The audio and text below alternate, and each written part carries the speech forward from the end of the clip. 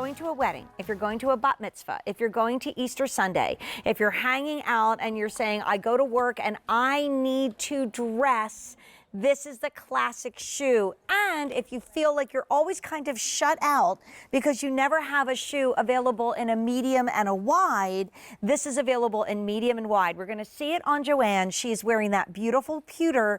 This is that classic ladylike pump that you can wear anywhere because the heel is a 2¼ inch kitten heel. And I was just listening to our friend Stacey Stafford the other day, and she was mentioning how I want to get more kitten heels to put in my wardrobe. And I'm like, okay, this one's called Linvale Loop. I'd love you to take you through the colors and remind you, a lot of times shoes like this do not come in wide, but we have it for you in medium and in wide. So the first is pewter. That will go with everything. Like I learned at the Bata Shoe Museum up in Toronto during the war, the Second World War, right before it broke out all over. This was the metallics. They used to have like shoes that were dyed to match that went with every dress they had. But since they could only, they were rationed, there was one shoe that they wore with everything, and that was the metallic, and that's where they became famous. Speaking of famous in Britain, there's a certain, is she a princess? She's a princess, yeah, right? She's a princess. And she's actually Amy's best friend. She just doesn't know it yet. But that is like that classic shoe that is never going out of style. I love the stacked heel. The nude is limited. Do you own the nude? I have the Linvale, but mine is actually the one full back? Okay. Full back. But I love what you guys did with the sling back, and I didn't make enough fuss over it yesterday because I used to shy away from sling backs because they always fell down on me. No. It's not going to happen. Yeah. But Dan, how many left in the nude? Oh my gosh, fewer than 400 to go around. I'm going to give you the pewter to play with. And then we also have it in black. So here's Amy Selkin, fashion expert, e-news all over the world, covered royal weddings, covered celebrity weddings, interviewing people during New York Fashion Week, but grew up loving QVC. So what a perfect relationship to come and be our Clarks expert. Thank you. For how many years now? Almost 8, nearly 8 this year. Wow. 8. And wouldn't this just be the perfect Fashion Week shoe when you're running around? Explain what you used to do. So I used to literally run around and chase the celebrities in the front row and the designers backstage and ask them about the trends and what they're excited about seeing and their personal style. But sometimes I would wear like the high heel and then I'd have like my clunky boot in my bag to walk to the subway in. No, those days are gone. Even Joanne was saying, I can't believe this is a kitten heel. Right. Like, it's so comfortable. And I've told Angelo, our stylist that helps us get dressed and, pulls all the cute clothes for us, I told him, like, I need to stay away from pointed toes, even though it's my favorite thing in the whole wide world. Hello, look at Jane Tracy. Yeah. Well, because I have a broken toe, so it's fatter than everything else.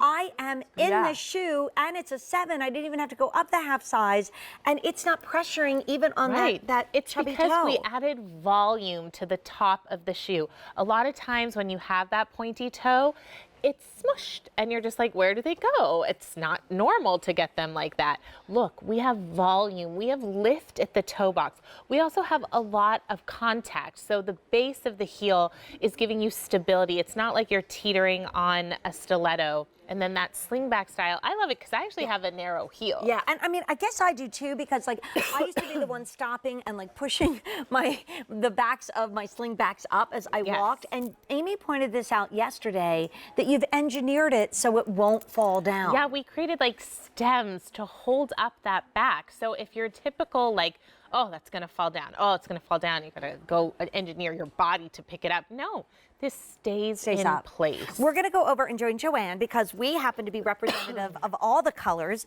The other thing that's so nice about this is it's a real buckle, and it's funny. We love the ease of we're all in the right color. We did the right thing. I'm so happy.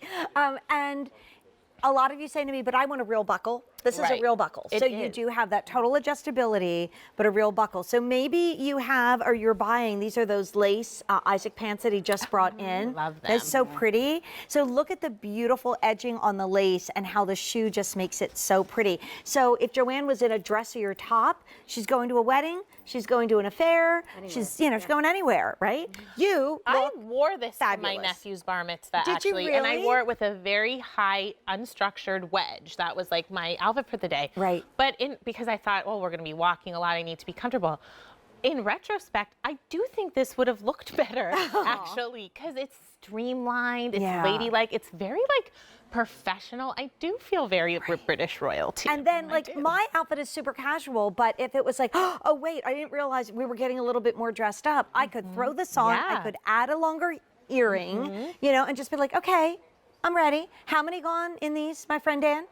Over 200 gone. If you want the nude that I'm wearing, and do you own the nude? I do. No, I No. have a Oh, you have- metallic. I've asked you that. I actually have two different ones. I also have the Hi, leopard. my name is Dory from No. Finding Nemo, and I like have short-term I hair have issues. the one that has like it's pleating at the Yes, toe I know which box. one you have. I know which one I you have. also have a leopard pattern though that we no longer have. So Amy and I, if you ever want to throw a party and have two shoe geeks show up, invite us. So when I was at the Toronto Shoe Museum Yes. and learned about the metallic, I also learned that pointed toe shoes came from knights in shining armor. What? I know. You know, during the Middle that. Ages. So the weight of the suit was so heavy that their shoes had to be bigger, so they had more Really? Like yes, balance yes. so they wouldn't fall Yes, because forward? it was so heavy, and Or they were backwards, really? pointed toed because that's what the knights wore. And smart ladies of the court looked at that and said, well, wait a minute, their legs look longer, they're looking better. So it started in menswear and went to ladies' wear. Fascinating. I know, right?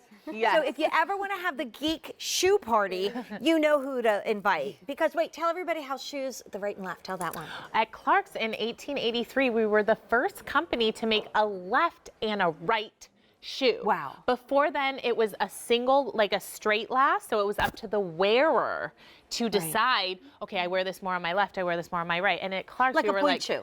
yeah, Like ballet a shoes are ballet still shoe. made that way. And we called it the hygienic line. The hygienic line. See? Yay, Clark. So I'm in the nude, Amy's in the black, and we also have it in pewter. It's the only pump in the show, over 400 out the door. And Amy's going to be back with the Breeze C. But Amy, hang out here because we're going to do a little fry-yay. Okay. But I also have to let you know, if you want the Lexi Marigold, over 800 have now been ordered in this show.